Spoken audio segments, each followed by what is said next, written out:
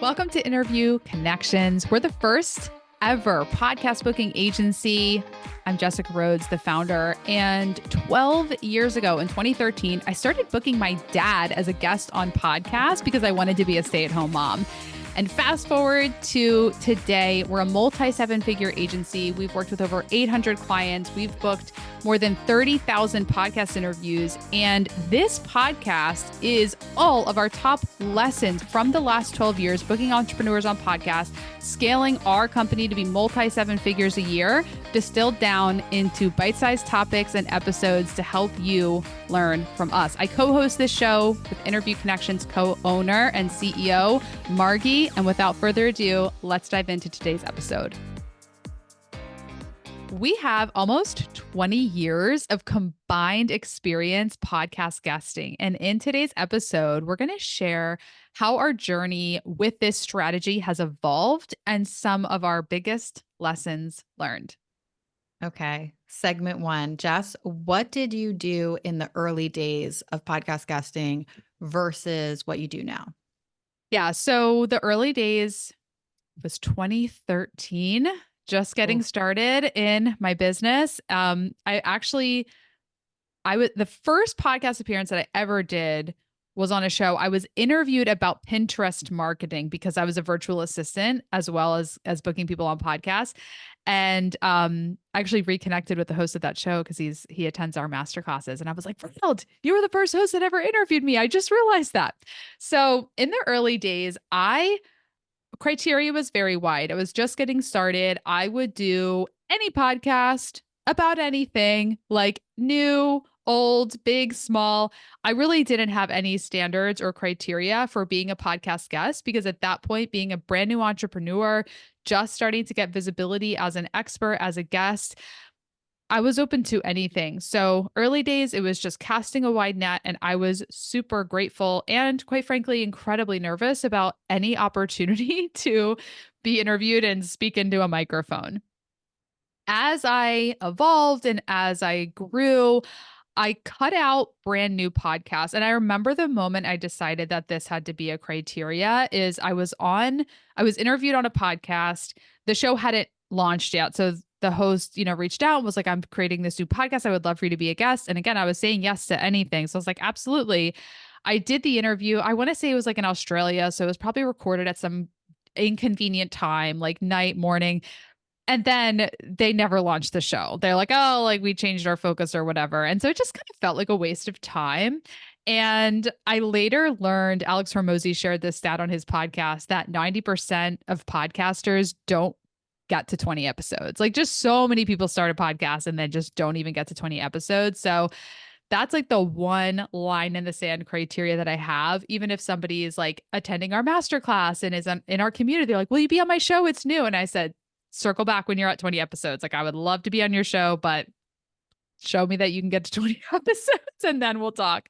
And that's the criteria we also have for our clients. Like we'll never pitch our clients to shows that have less than 20 episodes. So that's probably the biggest criteria. And one thing that has changed because everything else this is a timeless strategy. So other than adding in that criteria, I can't say a whole lot has changed. What about you, Margie? So, in the beginning, I started doing podcast interviews in 2018. So, I had just gone from being an employee in Interview Connections to co owner. And so, I was so new to business, even though the business that I now co owned was not new.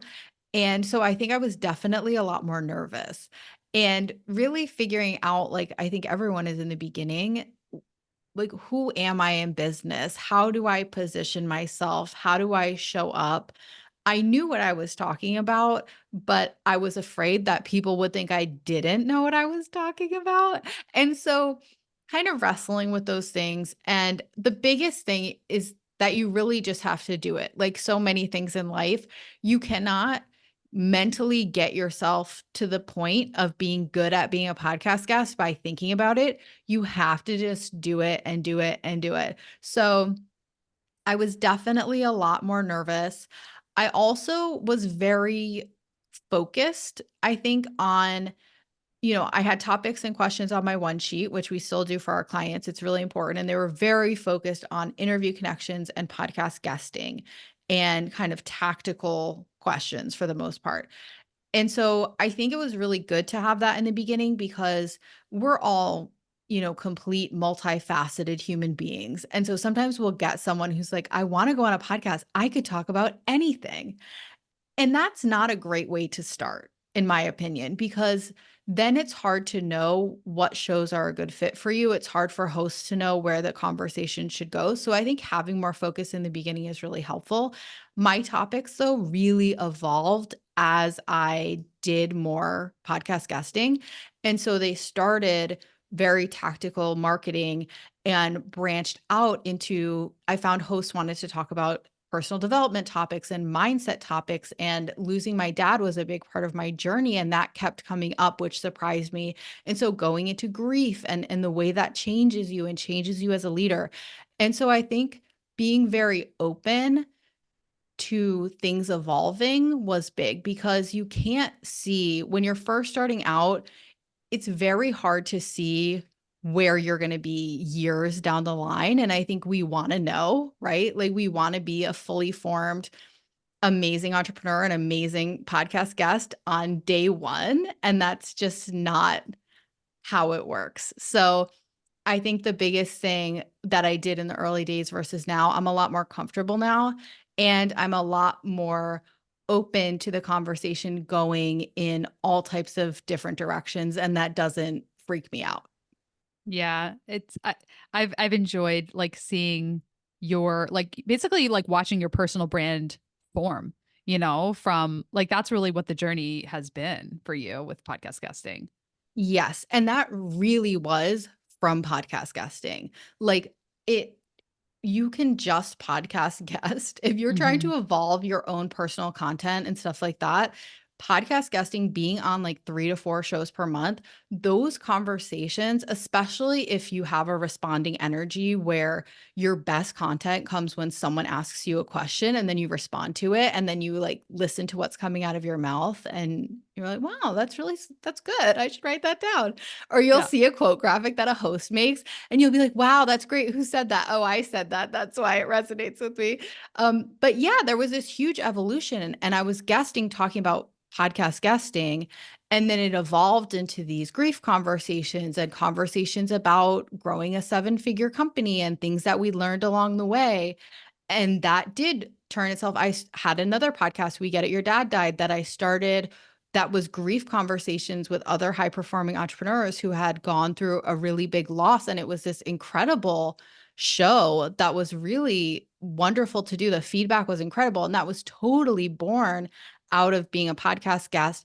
And then also blog posts. I mean, so much was created because the gears started turning from having these really rich conversations and I found myself able to make so much more content, blog posts. I was doing so many videos and TikToks, and then lost momentum, especially with like a fertility journey and pregnancy and having a new baby. And now I'm like coming back, but I have so much content. I have so many like talking head videos from Instagram and TikTok. I have so many blog posts. I have so much. And if you had told me at the beginning of this journey, like at the start of 2018, like, okay, start a podcast, start a blog, create a bunch of stuff, I would have been like, what? Like, I don't work like that. Mhm. But it was such an organic unfolding by going on podcasts as a guest. And I think that is such a undervalued piece of this. But if you're someone who knows that it would be really powerful if you created really inspired, consistent content, then that alone is such a great reason to do this.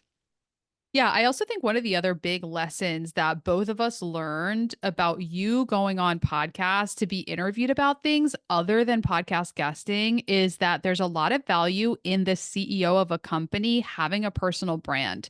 And I talk to CEOs and business owners, through consultation calls who want to get on podcasts and like they have, like a B2B service, but they want to be interviewed about something that's not quite about the tactics of their business. And I'll share this story of how you go on podcasts and talk about personal development and grief and, larger business topics that aren't just going right into a podcast guesting CTA, but having that personal brand, it adds more like meat to the brand of the company because people do align with and want to work with companies where they do feel like they know the people running them.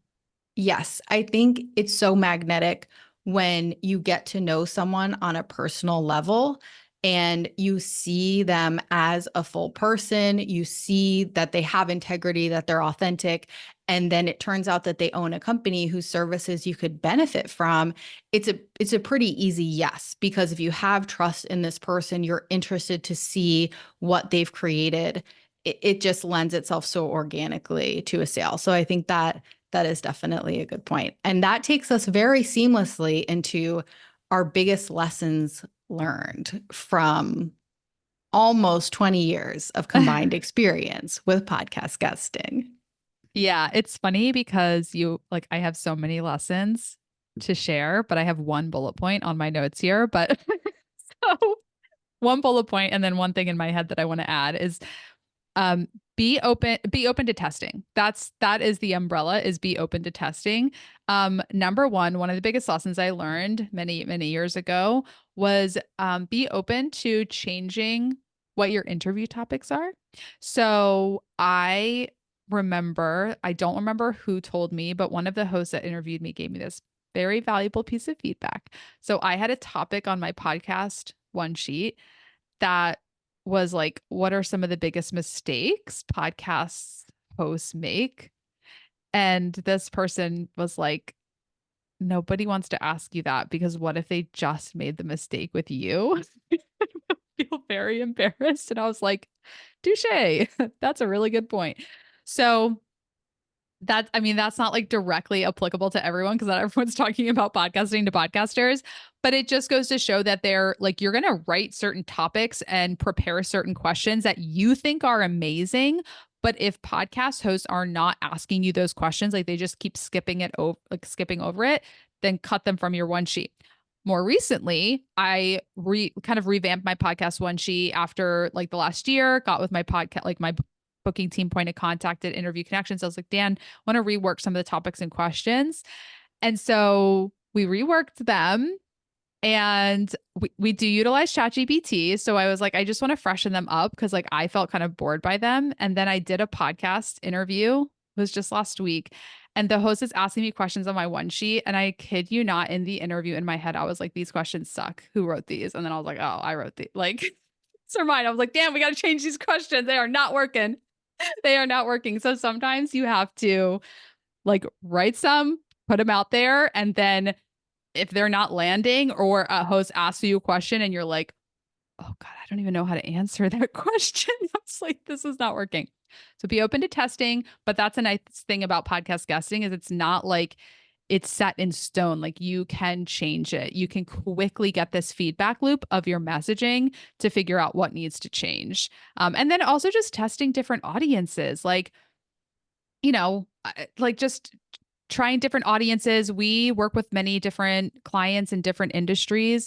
And so I've been on podcasts speaking to like real estate investors and coaches and women entrepreneurs. And you just test different ones and then see which shows, which hosts, which audiences really gravitate to your message and convert quicker and, hone in on the ones that work the best.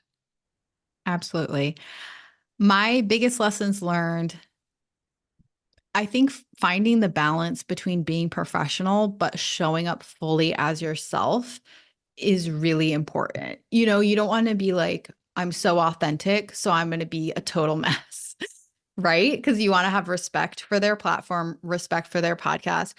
And so I think there's a balance there, but I can also see how in the beginning I was a lot more buttoned up. And then the more interviews I did, the more comfortable I got, the more that my personality really showed through. And hosts and audiences were really getting to know me through listening to me talk. But I still kept it professional, but a little less buttoned up. And if you're asking, how do I do that? Practice. You just have to keep doing it. Um, Another thing, and we talked about this before with the evolution of my personal content that I started creating, is being open to talking about whatever the host wants to talk about. And you don't, if there are certain things that you're like, I don't want to talk publicly about this, that is totally respectable. That's important. And sometimes hosts will ask you, is anything off the table? And it's totally okay to say, this is off the table. Like, I don't want to talk about this. I don't want to talk about this. Totally fine. But if you are pretty open, and usually I don't have anything that's off the table, um, I have had conversations based on host questions that I never would have thought to have. And once I did have them, it created a shift for me. It created a shift in my personal messaging. It got a response and people were really interested in it. And it was something that I didn't know was interesting, or I probably wouldn't have talked about by myself, and led to all this other content and all these other opportunities. So I think that is, if you show up open minded, and again, nothing wrong with having stuff off the table, but if those things are off the table, there's still going to be stuff that's on the table that hosts are going to pick up on that you might not even have thought about or thought was interesting about you or your story. And it can lead to really cool places. So I thought that was a great lesson. And then we talk about this a lot with host relationships and getting an ROI from podcast guesting, because we're a done for you service. We work with entrepreneurs, and all of our clients are looking for results. They work with us because they're getting results, they're getting clients, etc., from their appearances. And there's a really delicate, I keep talking about like nuance and balance, but there is so much nuance and balance to this because it's networking. It's about relationships and people. It's not this very, like, it's not math. It's not numbers. It's not like this plus this equals this. It's so organic. You never know where it's going to go because it's living human beings. And so I think building that muscle of showing up in a really authentic way, really wanting to serve, really being yourself, and being open to where conversations could lead. Like, I've had hosts who became clients of Interview Connections, and I did not show up like, I'm going to get this person to become a client. We just had a really authentic conversation. It was really fun. And then they were like, oh, I want to sign up. And I was like, oh, whoa. And I was so in this not sales mode because we were just talking and vibing Yeah. that it's almost thrown me off. And I'm like, oh, are you sure? Like, okay, not good sales skills, but like because you're just so not in the vibe, but it really works. So it's this art of going into something really intentionally without an agenda, and then seeing that you get incredible results that way. We don't chase, we attract, when you show up in the right vibe, like it's this, perfect balance of like the masculine and the feminine energy. Like you're doing the things, you're doing the tactics, but then once you show up, you just need to be open to receiving whatever is possible, because that's like the biggest killer of results is when somebody goes on a podcast and they're like, how do I get them? Like, what do I need to do? It's like, implement the strategy, but then like let Jesus take the wheel, like let it play out. Yes, and we see that a lot because we have hundreds of clients, and we've had so many clients over the years, over 10 years. 12 years now, because Jess's son Nathan is turning 12, and he is the start of the business. It's like his Yes. birth, so that's how we always know how old the business is. Yep. But that is something so interesting that we've seen. And you've probably seen this in your business and in your life, even if it's not specifically podcast guesting, where you can have two people who have very similar types of clients, very similar types of businesses, who do the same tactical things and get wildly different results. And we've had the opportunity to see this happen many times. And it is always that mindset thing. Like, you can just pick up on it when you're talking to the person, if they have dollar signs in their eyes and they're like, this is a means to an end for me, versus the person who's like, this is awesome. I'm grateful to be here. Let's see what happens. And again, they can be doing the exact same things, implementing the same strategies, and they will have wildly different results. Yeah, absolutely. So let's talk about what we would tell our past selves about guesting. And I Whew, there's quite a bit that I would tell my past self about podcast guesting. So to give kind of a short overview of the timeline, like 2013 is when the business started. It's when I started getting out there on podcasts and momentum picked up. Like definitely just was getting interviewed, booking clients, like it was just heating up. And then there was a period of time where the team was pitching and booking me on podcasts. And so I was out there and I was out there. And now we're kind of approaching, this is a fast timeline. We're approaching, 2020, COVID. Things are like booming because everyone's online. Nobody can do anything in person. Like our industry was still pretty small. So business was like doing tons of sales and marketing.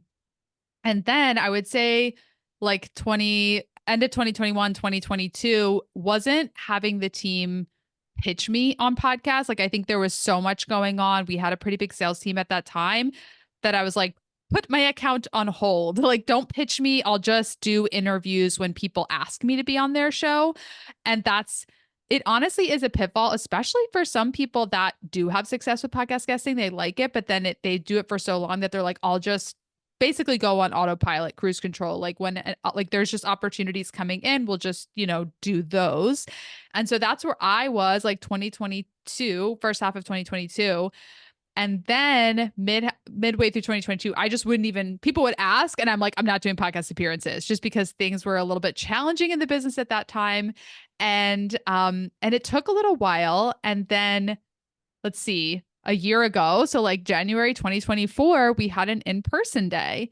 And Marky, I'm pretty sure it was you that were like, I think you were like, I should get back out there on podcasts. And then pretty quickly it was like, Jess needs to go back out there on podcasts. And yeah. And so I started getting back out there and just like enrolled in our program, like became a client of the business. And through 2024, got on 3 to 5 podcasts every single month, like truly practice what I preach. And it's been so, so good. And I like the biggest lesson I would tell my past self is just don't stop podcast guesting. Like you can adjust the pace. I think that's totally reasonable. Like after we always have clients start with at least 30 podcasts in their first year, like you can always adjust your pace. Like maybe you want to do 2 interviews a month just to maintain it.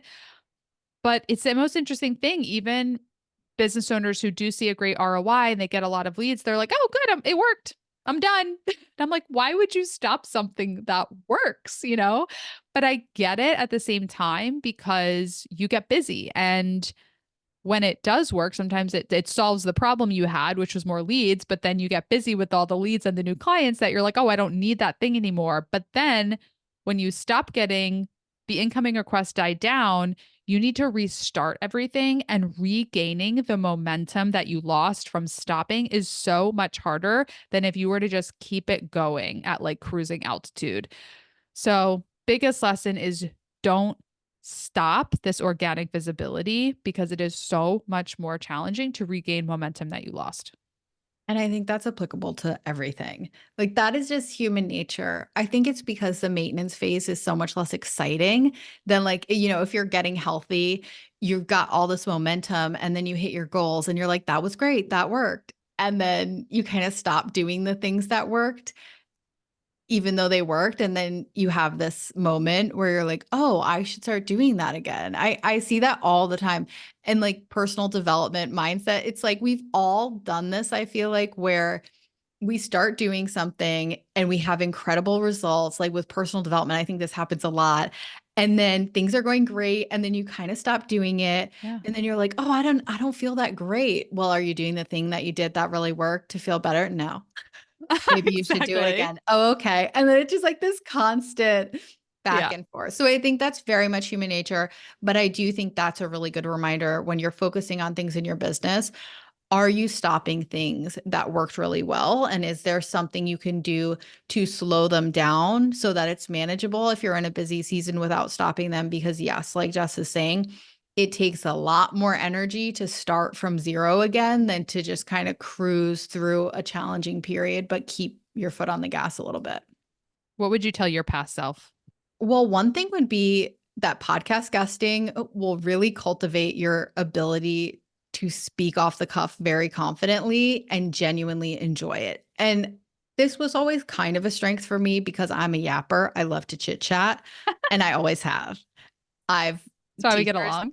Yeah, teachers did not like it. I was separated from anyone I could talk to, but like eventually I would just like end up outside the classroom. Sounds like my daughter. Yeah, because I can talk to everybody. So it was definitely natural for me, but I've gotten so much better. And I started doing, before I got pregnant, I was doing a lot of talking head videos.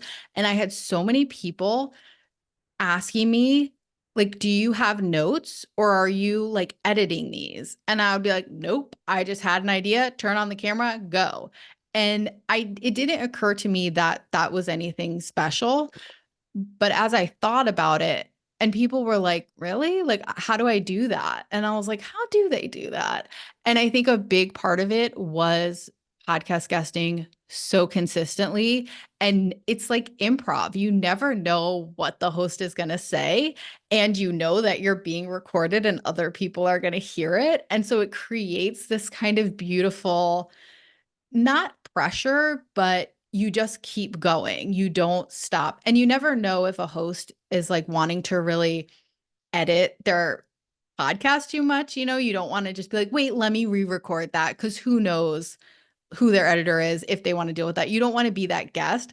And so you just keep going. And I think that that is an incredible skill that is so applicable in every part of your business, whether you're doing videos and reels on Instagram, whether you're talking to prospects and you're selling. Like there's so many situations where being able to really confidently improv and speak off the cuff is so good.